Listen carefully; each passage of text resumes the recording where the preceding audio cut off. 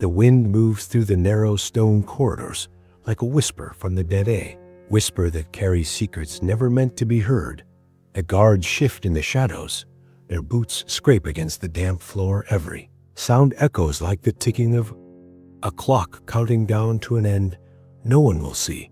Somewhere beyond these walls a man breathes slowly in the darkness. No one knows his face. No one even dares to imagine it. It is a face that the king himself has forbidden the world to see.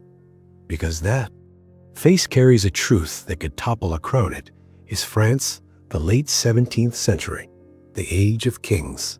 Age when the throne is not just a seat of power, but the center of the world itself. And in that world, there is one man who lives and dies in chains, not for what he has done, but for who he is.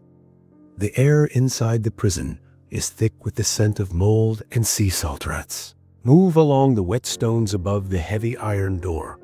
A torch burns low. The guards do not speak to each other about the prisoner. Inside they have orders: never speak his name, never look at his face, never tell anyone he exists. They say he came here years ago under the cover of night, hidden beneath layers of cloth, his head and face sealed under a mask of cold black iron. Not a mask for protection, but a mask to erase him, to remove his very identity from the memory of the living. The king's orders were absolute. This man must remain hidden until death. No trial, no appeal. No last words, only the silence of the cell and the weight of the iron upon his face. What crime could deserve such punishment? What truth could be so dangerous that it must be locked away in flesh and bone? Whispers say he was no criminal at all. The whispers say he was blood royal, blood long before the mask, before the shadows of the Bastille, before the slow decay of time. There was a palace glittering with gold and firelight, Versailles, world of silk and glass and politics sharper than any blade. Here the king ruled with grace and terror in equal measure. Every smile could be a threat, every feast a battlefield. The court was full of eyes and ears, courtiers who knew that survival meant loyalty, not to the truth, but to the king's will. And the King Louis XIV, the sun king, burned brighter than any monarch before him, but even the brightest sun can cast a shadow. That shadow was a boy born in silence, raised in secrecy, and hidden before the world could claim him. Some say he was the elder brother of the king. Others say he was a twin born minutes apart. If this was true, then the law of succession could be rewritten. The crown could belong to another. In the dark corridors of royal power, blood ties are not bonds of love. They are chains or weapons. And in this case, they may have been both. Imagine the fear of a king who rules with absolute authority, knowing that somewhere in the shadows of his own family breathes another man with an equal claim to the throne, a man who could be a figurehead for rebellion, a symbol for those who despise the king's rule. And so if this boy ever lived, he would have to be erased, not killed outright, for blood like his could become a martyr's flame, but hidden, sealed away in a fate worse than death, a fate where time itself would bury him under forgetfulness. The prison chosen for him was no ordinary cell, the fortress of Pignerol, a place where the walls were thicker than memory and the sea's roar would swallow every cry for help. Only the most loyal jailers were chosen, and they were not just loyal to the king, they were bound to silence with the threat of death hanging over their heads. One of these men was Benin Gaverne de Saint Mars, a soldier turned governor, man trusted with the king's darkest secrets. When the masked prisoner arrived, Saint Mars knew he could never reveal what he saw, not to his family, not even to his own sole witnesses claimed they saw the prisoner only once dragged through the corridors under guard. The mask heavy and unyielding, his step slow but steady. Some swore he moved with the posture of a noble, as if even the weight of iron could not crush the blood in his veins. For years, the masked man remained shut away, fed in silence, walked only at night to avoid the eyes of other prisoners. Even letters from Saint Mars to the court were written in careful code, never naming the man, never describing his features, only reporting his health and his obedience. But the most chilling detail comes from one such letter. It spoke of a prisoner who had been in chains so long that the shape of the mask had left deep marks in his skinny mask that was never removed even to sleep. Imagine the darkness that becomes part of your eyes, weight that becomes part of your skull, until the mask is not something you wear, but something you are. And yet, why keep him alive for decades? Why not end the threat entirely? Perhaps the king needed him breathing to keep a grip on others who knew the secret. Perhaps his life was a warning to those who dreamed of challenging the throne. Or perhaps, deep in some quiet corner of the king's mind, there was guilt. Still, guilt is not mercy. The years rolled on. The prisoner aged. The mask never left his face. He was moved from Pignerol to the island prison of Sainte Marguerite, and then finally to the Bastille itself. Each transfer done in silence and secrecy. Each new warden given the same impossible order: guard the prisoner, but do not know him. In the streets of Paris, whispers grew: a man in an iron mask, a royal prisoner, brother to the king. The people love a mystery. And in a time when speaking against the king could mean death, a rumor was the only rebellion they could afford. No one knew was that this prisoner's story was tied to a chain of events stretching back decades, to secret marriages, to affairs that never appeared in official restu, the fragile line between truth and the history that kings allowed to survive. The reign of Louis XIV reached its height. This man still sat in darkness, his name erased, his face hidden, but his very existence a threat so great it could not be allowed to vanish, because if he died without the mask ever being removed, the truth would die with him. And perhaps that was always the point. Asterisk. The Bastille was no ordinary prison. It was a fortress in the heart of Paris, a place where men disappeared, not because of what they had done, but because of what they knew inside its walls. The masked man was kept in a cell that faced no other windows. Even the sliver of sky he could see was hidden behind bars within bars. Light reached him only as a dim echo of the day. Saint Mars, now older and still in charge of his prisoner, treated his orders like holy scripture. He would bring the man his meals personally, not trusting a single guard to see too much, not trusting that the iron mask would be enough. Every spoonful of food was placed through a narrow slot. Every word between them was short and cold. Even if the prisoner begged for more, Saint Mars would hear only silence and reply. It said the masked man never tried to escape, not once in all his years of captivity. Perhaps he knew there was nowhere to run. Perhaps the world outside had already died for him. Perhaps the truth he carried was too dangerous even for himself to speak aloud. Here lies the question that has haunted historians for centuries. Who was he really?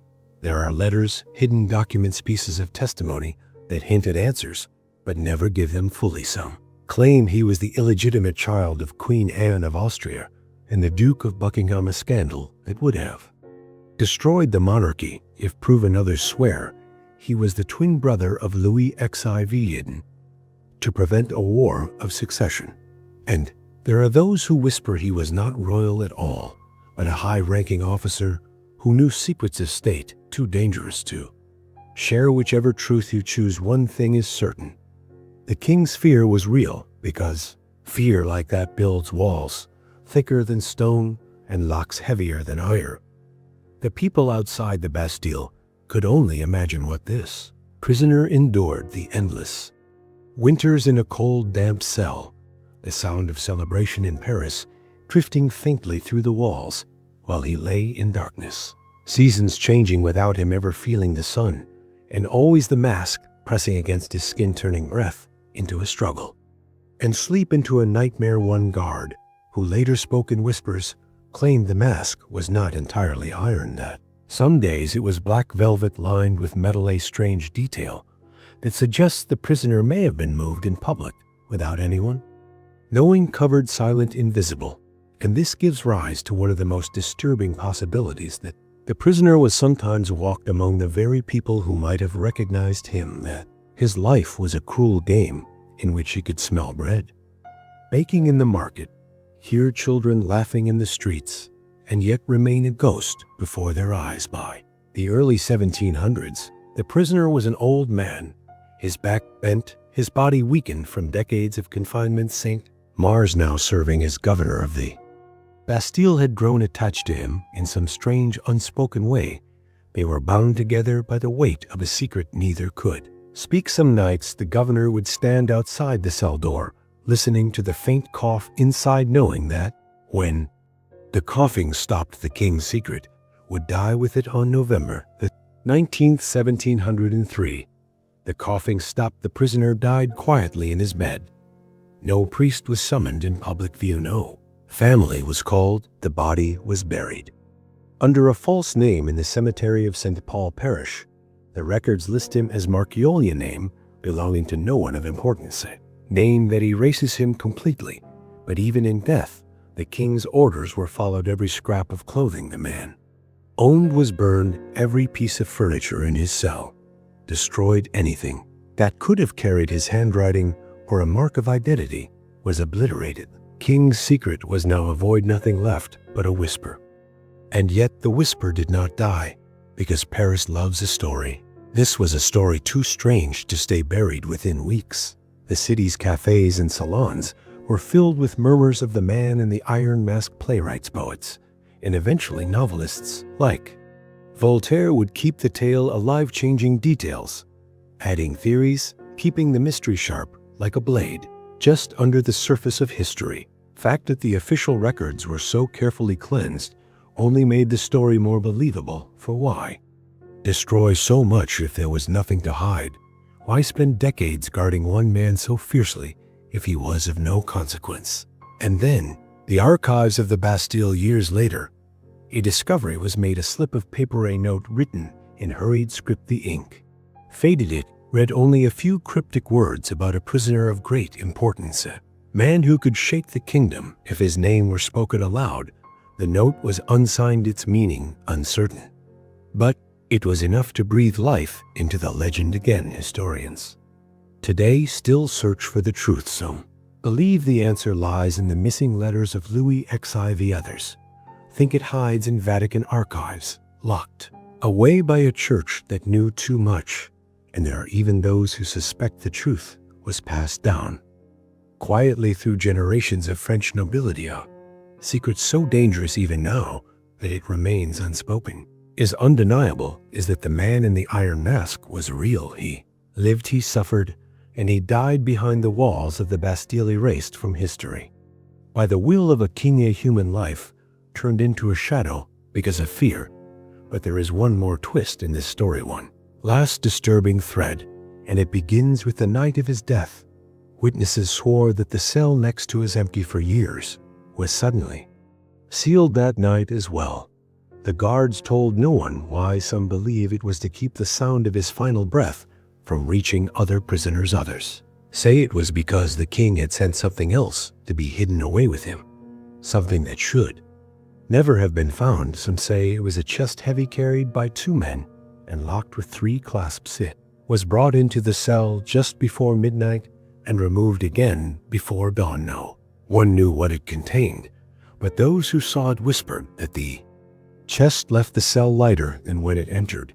If the man in the iron mask had kept anything hidden, a lettre scellée, token proving his birthright, that night would have been the last time it saw the light. Perhaps the king could not risk burying it with him. Perhaps it was destroyed, immediately fed to the flames, while the rest of Paris slept unaware. St. Mars died only a few years later. The truth with him, no confession, no final revelation, only the memory of a prisoner he guarded for over 30 years, a memory that would haunt him in his last days. It is said that near death he would call out in his sleep, not for his family, not for his king, but for the man in the mask. Revolution would come less than a century after the prisoners' death. The Bastille would fall, its cells smashed open, its stones torn apart by a mob hungry for freedom. But when they searched for evidence of the masked man, they found only fragments, a few pieces of iron, and the name Marchioli scratched faintly into An old registry, the rest was gone. In the chaos of the new republic, his story became something else. A tale of tyranny, a symbol of the cruelty of monarchs who feared their own blood, and the people who had once whispered about him in Cafesno spoke his name openly in the streets, even though no one knew what his real name was. Voltaire would write about him, giving the tale the shape it still holds today. Alexander Dumas would turn it into a legend with his stories of musketeers and secret brothers, and yet with every retelling, the truth became harder to find. The man himself was swallowed by the myth until it was impossible to separate fact from fiction.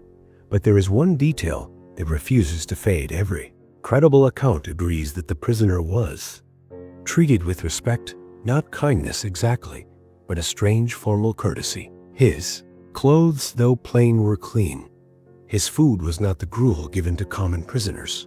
This was a man who, even in chains, was recognized as someone above ordinary men, someone whose existence alone demanded the attention of kings.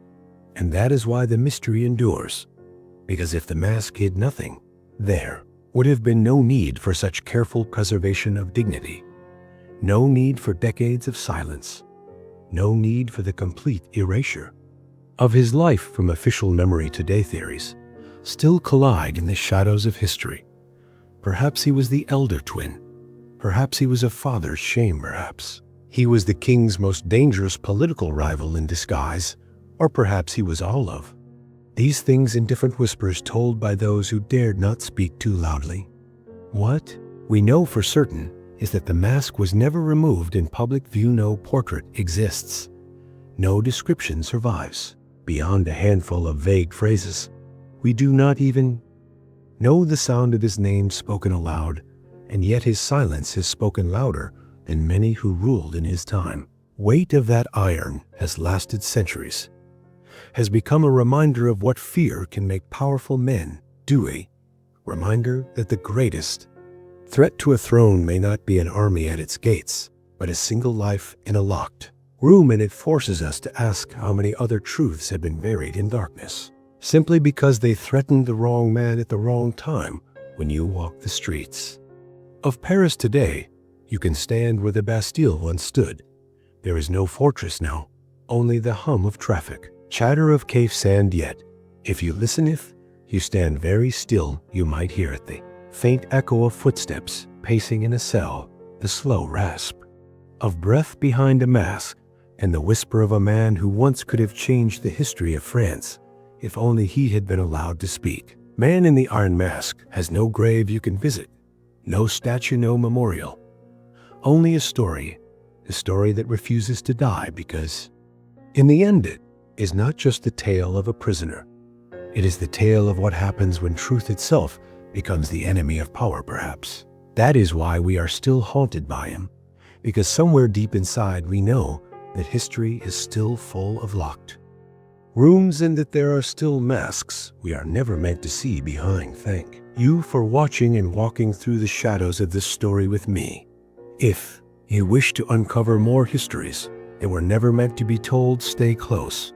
There are more locked doors ahead, and together we might just find the keys.